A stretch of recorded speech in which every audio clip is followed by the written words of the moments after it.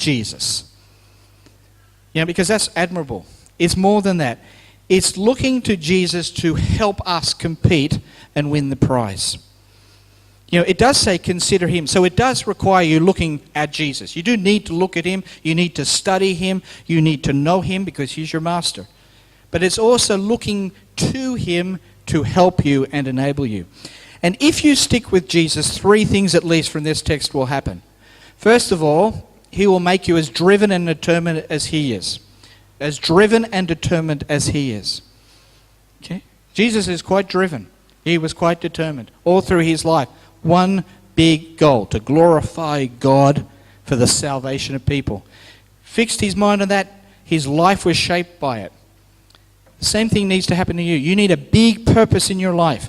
There's lots of things we have to do. Work, family, they're all good, they're all right. But they need to be driven by a purpose. Too many of us come to a sermon and we hear it and we think, right, yeah, I've got to be a stronger Christian.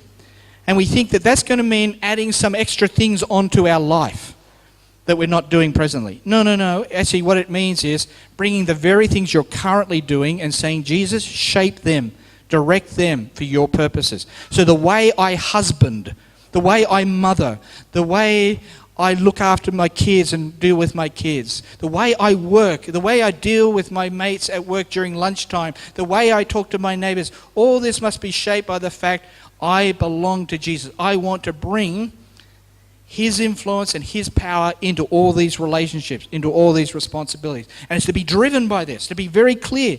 This is my purpose. Secondly, it's to live a life of purposeful and principled obedience, not an aimless life. You should be very clear, and particularly some of you who've been following Jesus for some time, you should be very clear what you have to do with your life. You're to obey the teachings of Jesus. It says that. Teaching them to obey whatsoever I have commanded. So every instruction, every direction is your agenda. Everything he's said that you are to do, you do. Every warning he's made, you listen to the warning. That's your agenda for your life. And it's to color, as I said, every area of your life. So it's not doing extra things. It's not like, volunteering more at church. I mean, I'm happy for you to do that, but that's not really what it's about. It's taking the ordinary things and making them extraordinary. It's taking the regular routines of your life and bringing them under the instructions and directions of Jesus. And thirdly, if you stick with Jesus, you will struggle against sin and pursue holiness. You've got to struggle against sin and you've got to pursue holiness. What is sin? Sin is everything that sends you in a direction away from living for God. Holiness is living for God. I've got a sort of strange way of thinking, particularly when it comes to theology. People wouldn't normally make this connection, but I see a connection between that song in Grease and holiness. Olivia Newton-John, she's playing Sandy in the film, and she sings this song, Totally Devoted to You. And every time I hear that song, Totally Devoted to You, I think of holiness. Yeah, I know it's a bit weird, but that's the connection I make. That's holiness. That's what it is. So when you see that word and you think, holiness, I remember holiness. That's that cranky old woman with the big black Bible. Used to get really uptight with me, because I didn't dress properly on Sundays. That's not holiness. Holiness is totally devoted to God. That's all it is. Simple. Not devoted to any other God. God, I'm yours. Let's do it. Let's live life together. That's holiness. And you struggle against sin. What is sin? Everything that takes you away from that. It could be something quite good. Something legitimate. Your work can become sin. If it means that you're totally devoted to money and career, not to serving Jesus. Your family can become sin. If it means you're totally devoted to having a great time with your family and Jesus doesn't have a place in that family. You see, you've got to struggle against that. You've got to fight against that. You've got to compete against that, because that's the way our culture will take you. It will say, don't live for Jesus, live for yourself, live for other things. And Jesus is saying, no, stick with me. And you sing that song. This is pursuing holiness. I'm totally devoted to you. So, they say, no guts, no glory. Great phrase. You hear it often, no guts, no glory. Nobody knows where it came from, actually. I Googled it, and nobody knows where that came from. But it's a great phrase. Actually, it was used as a title to a Christian book, and very appropriately. No guts, no glory.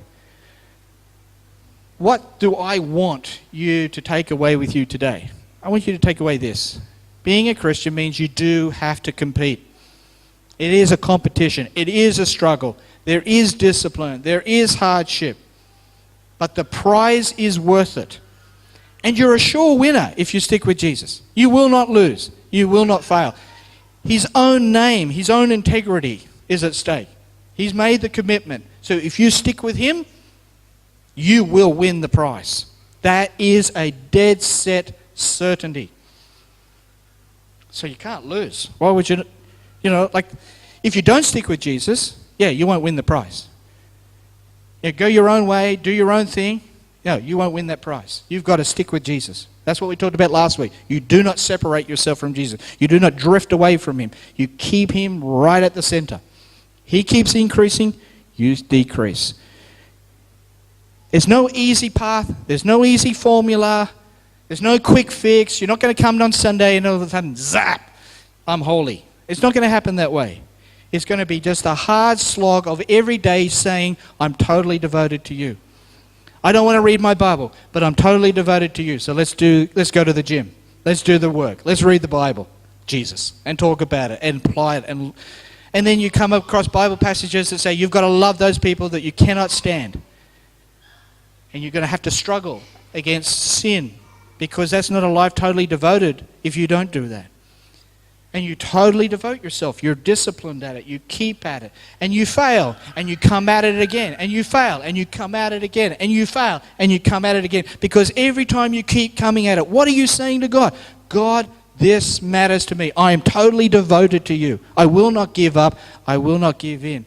And God loves to hear that. God just rejoices to hear that.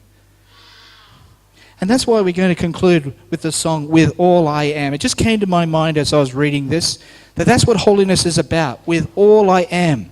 Jesus, I believe in you. I believe in your promises. I believe in your provision. Jesus, I belong to you in every area of my life. You're the reason that I live. You're the reason that I sing. What? With all I am. Not part of me, not half of me, not Sunday mornings of me, all that I am. As we sing this song, make it the prayer of your heart. Make it the prayer of your life. And I can tell you, when you go home, you'll forget about some of this. Okay? Tomorrow morning, you'll forget some of this. You remind yourself of it. You don't forget about it. You come back to it. You keep reminding. You keep struggling. You keep on this track of making Jesus the center of your life. So as you're singing the song, make it a prayer. And if you want some prayer afterwards, just because you really are determined to do this yourself and you'd like to pray with me, I'd be happy to pray with you. But I'm not Jesus. I'm just praying with you. You don't have to come and see me if you're going to go straight to him. He's better than me. Okay, thank you.